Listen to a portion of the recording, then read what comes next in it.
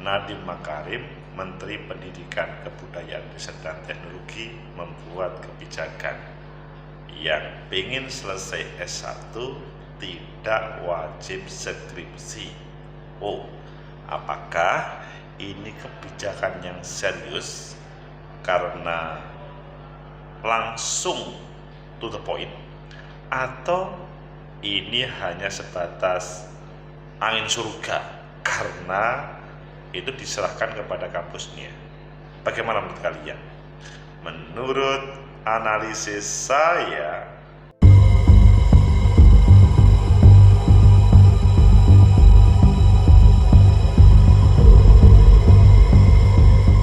Assalamualaikum warahmatullahi wabarakatuh. Salam sejahtera untuk kita semua. Pecinta masa depan negeri, tegakkan kebenaran, lawan ketidakadilan. Skripsi sering menjadi problem ketika seorang mahasiswa mau selesai.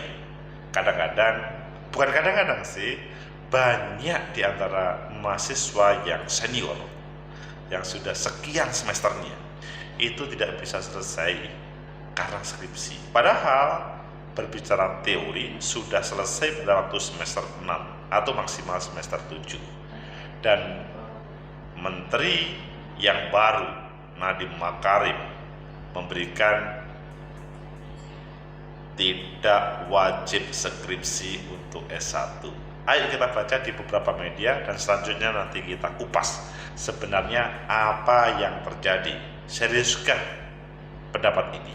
Pertama kita baca di CNN Indonesia, judulnya syarat baru lulus kuliah, mahasiswa tak wajib skripsi. Ini judul yang to the point, mahasiswa tak wajib skripsi. Kalian suka atau tidak? Kita lihat di judul yang lain. Nadiem, mahasiswa tak wajib skripsi tergantung kampus. Ini agak bergeser. Tadi kalimatnya cukup tidak wajib, tapi tergantung kampus. Selanjutnya di Kompas, mahasiswa tak lagi wajib skripsi, apa gantinya? Wow, kalau ini kan sepertinya hanya semacam pengalihan saja. Jadi pasti ada tugas lainnya. Kemudian kalau kita melihat di Republika, skripsi tak lagi wajib untuk mahasiswa. Ini hampir sama dengan judul sebelumnya. Dan di Liputan 6, Nadiem Makarim keluarkan aturan baru yang membuat mahasiswa tidak wajib bikin skripsi. Kalian pilih yang mana? Oke, kita pilih yang pertama, kemudian nanti kita hubungkan dengan yang lainnya. Syarat baru lulus kuliah, mahasiswa tak wajib skripsi. Menteri Pendidikan, Kebudayaan, Riset dan Teknologi, Mendikbudristek, Nadiem Anwar Makarim membuat aturan baru terkait syarat lulus kuliah pada jenjang S1 dan D4. Nadiem menyebut syarat kelulusan mahasiswa S1 dan D4 tidak wajib membuat skripsi. Ketentuan ini tertuang dalam Peraturan Menteri Pendidikan, Kebudayaan, Riset dan Teknologi Permendikbudristek nomor 53 tahun 2023 tentang penjaminan mutu pendidikan tinggi. Oh, ini peraturan menteri tentang penjaminan mutu. Coba bayangkan, seperti apa penjaminan mutunya. Hal itu Nadiem umumkan dalam diskusi Merdeka Belajar episode ke-26, Transformasi Standar Nasional dan Akreditasi Pendidikan Tinggi pada Selasa kemarin. Tugas akhir bisa berbentuk macam-macam, bisa berbentuk prototipe, project, bisa berbentuk lainnya. Bukan hanya skripsi, tesis, dan disertasi. Keputusan itu ada di perguruan tinggi, kata Nadiem. Adapun aturan itu diatur lebih rinci pada pasal 18. Dalam pelet itu dijelaskan tugas dan proyek akhir itu juga bisa dilakukan secara berkelompok. Penerapan kurikulum berbasis proyek atau bentuk pembelajaran lainnya yang sejenis, dan asesmen yang dapat menunjukkan ketercapaian kompetensi lulusan. Demikian pasal 18 angka G huruf B. Nadiem menyatakan ketentuan itu bagian dari program Merdeka Belajar yang digagasnya. Menurut Nadiem, untuk mengukur kompetensi seseorang tidak hanya lewat satu cara, terutama kata dia untuk mahasiswa vokasi. Dia menilai kompetensi justru bisa diukur dari proyek dan implementasi yang dilakukan oleh mahasiswa. ada berbagai macam prodi yang mungkin cara kita menunjukkan kompetensinya dengan cara yang lain. Namun dalam berita itu mahasiswa magister atau magister terapan masih diwajibkan membuat tesis. Hal itu tertuang dalam pasal 19 ayat angka 2. Mahasiswa pada program magister dengan terapan wajib diberikan tugas akhir. Itu terkait dengan tidak wajib skripsi. Episode 26. Pecinta masa depan negeri, tegakkan kebenaran, lawan ketidakadilan. Clear kan? Sebetulnya tidak wajib skripsi untuk yang mau menyelesaikan S1. Hanya diberikan kepada kampus mau memilih yang mana.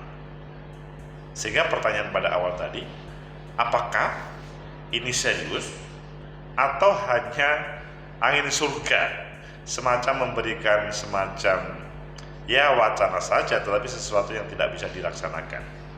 Menurut analisis saya, pertama, bahwa kebijakan yang dibuat oleh Mas Menteri Nadiem Makarim ini adalah kebijakan yang sangat populis.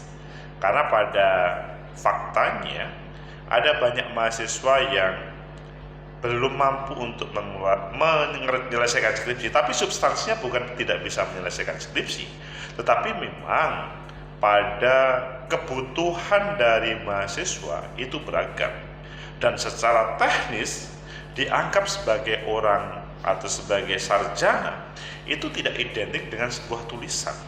Sehingga apa yang disampaikan pada episode 26 terkait dengan transformasi standar nasional dan akreditasi pendidikan tinggi pada episode 26 Merdeka Belajar ini, maka menurut saya hal yang cenderung populis, tetapi belum tentu hal itu langsung ditangkap oleh banyak orang, maksudnya oleh para praktisi pendidikan. Saya yakin bahwa banyak yang menolaknya, tetapi sementara ini belum ketahuan.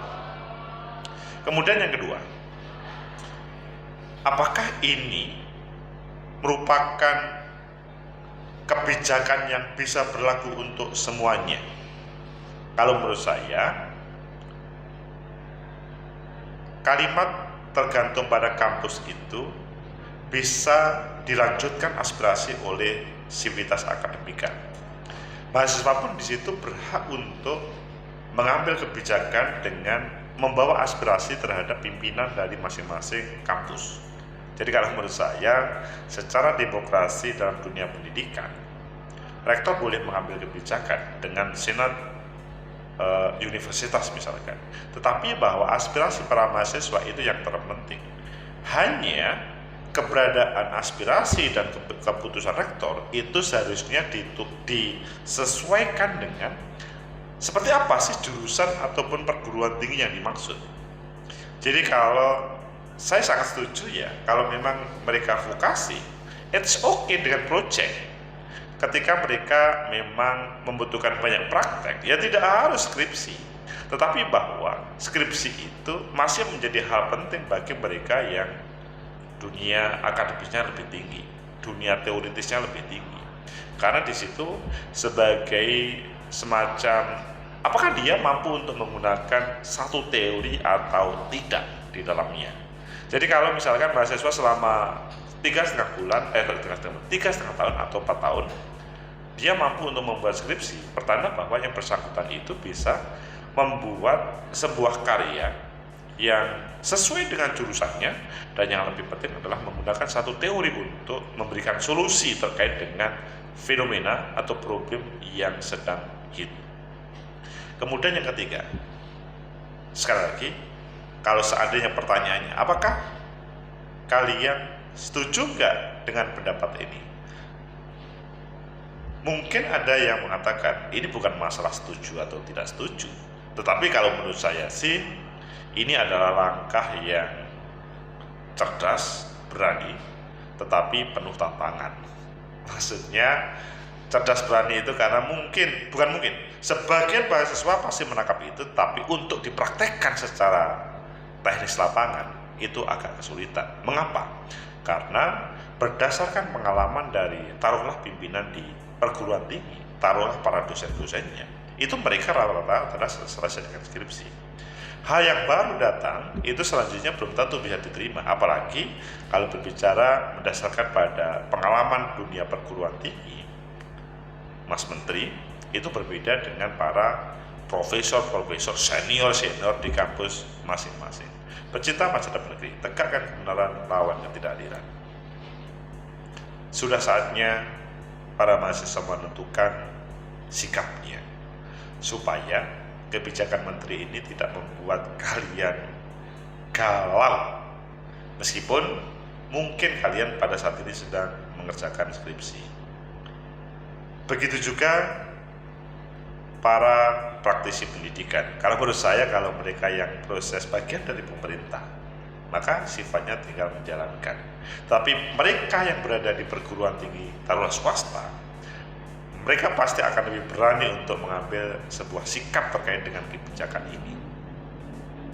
Dan endingnya, mereka akan mendapatkan nilai kreativitas dibanding dengan kampus yang tidak berani mengambil sikap. Semoga bermanfaat. Like, subscribe, comment, and share. Sampai jumpa.